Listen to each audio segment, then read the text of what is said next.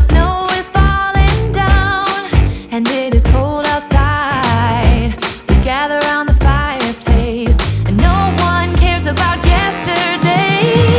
My favorite holiday, it means so much more than words can say, and I claim. Friends, welcome back to Bucket List Homestead and day 16 of Vlogmas 2024. Today we're going to be making some more do-it-yourself gifts for the person that maybe doesn't want a lot of things, and these are gifts that will be consumed. They're useful, and most of them I have grown here on our homestead.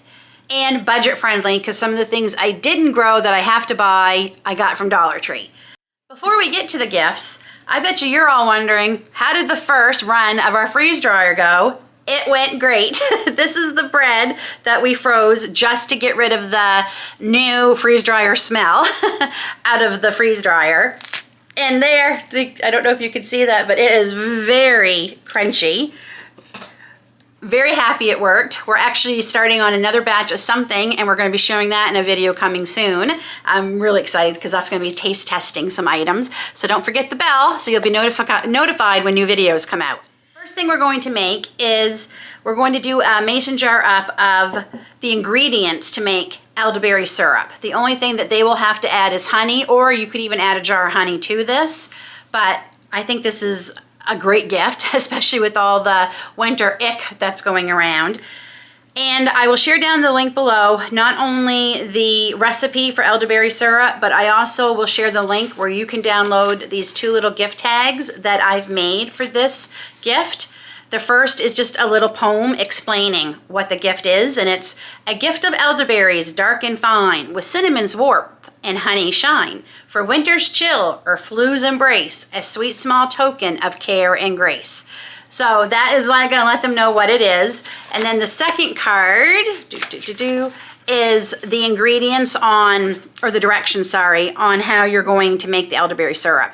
Add contents to 3 cups of water, bring to a boil, then reduce heat, cover and simmer for 40 to 45 minutes. Allow to cool, drain with fine mesh strainer, pressing all the liquid out. Add honey and mix well.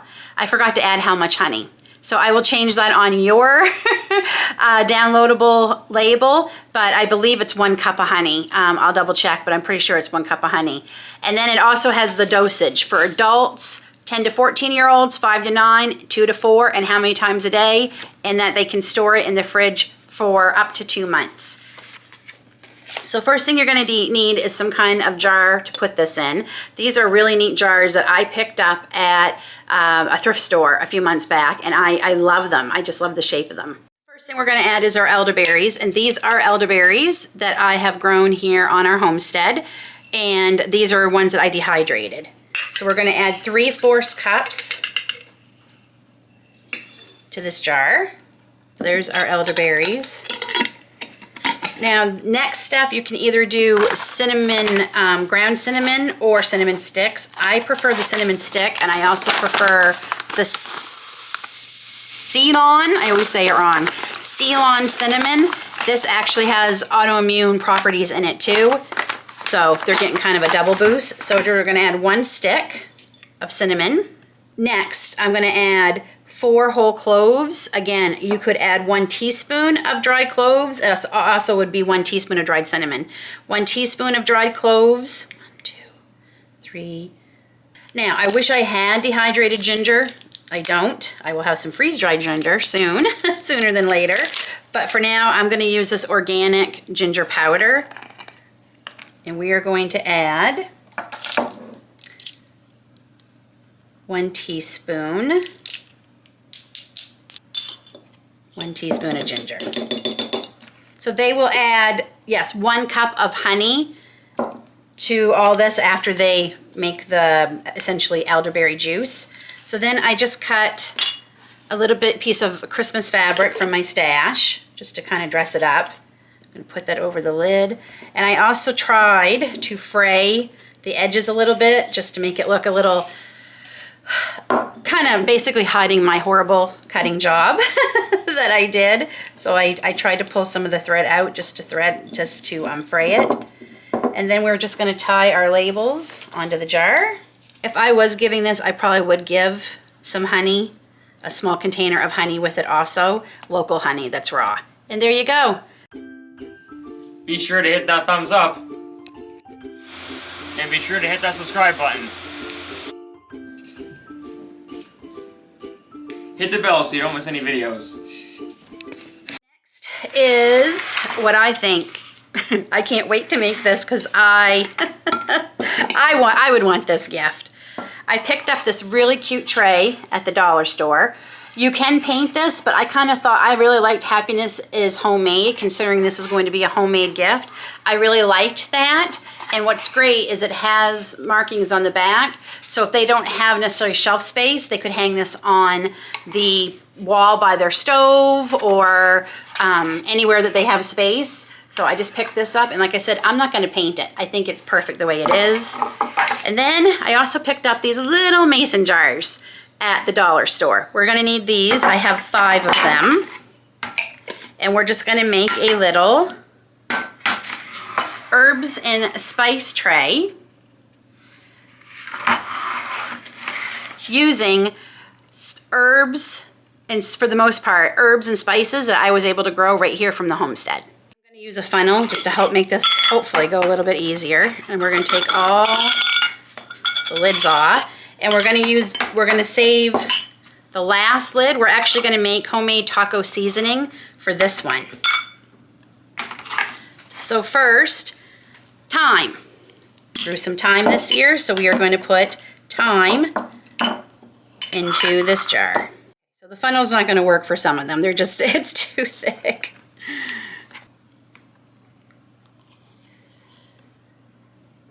Now, obviously, this isn't filled. I would fill this, but for video's sake, I'm just going to leave that there, but I would fill that all the way if you were gifting this. Okay, next up, this funnel was useless. We are going to put rosemary, basil, and I've left this as whole basil, but you could grind it up if you want. It will last longer if you leave it in the leaf form and grind it up when you just need it. And last, oregano. Again, I left the oregano as whole leaves, but you could grind it up, but it will last longer if they leave it as whole leaves, and you can cook with it like this. So there are our 4 herbs that we put into jars. Next, we're going to make taco seasoning. So we're going to make a big batch of this. 2 tablespoons of chili powder. I think this will fit. I'm hoping it's going to fit in this little jar. The same amount for cumin. So, sorry, 2 tablespoons of chili powder, 2 tablespoons of cumin, 1.5 teaspoons of garlic powder, and a half. 1.5 teaspoons of onion powder. 1. And 1.5 teaspoons of oregano. And 1.5 teaspoons of salt. And we are just gonna make it. Put our lid on, and we're gonna give this a shake. And there is our taco seasoning. So this is to taste. I mean, some people like more than others. I would probably use up to 2 tablespoons per 1 pound of ground beef or whatever ground meat you're going to be using to season. Now that our jars are all filled, we got to label them so people will know what spices or herbs you're giving them. So I just get these off of Amazon. I get them in different sizes. I really prefer these, and I just get the white chalk marker with the fine point tip at the dollar store, but I've also gotten them off of Amazon. And we're just going to label these so we don't forget what they are either. Mainly me.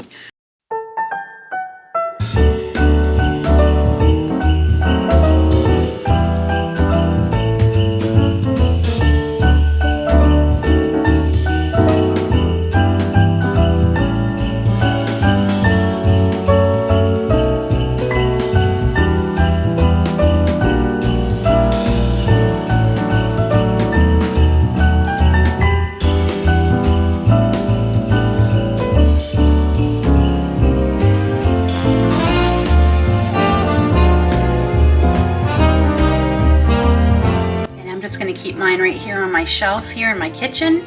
And I wrote 2 labels for the taco seasoning. On the top, I just wrote 2 tablespoons per 1 pound.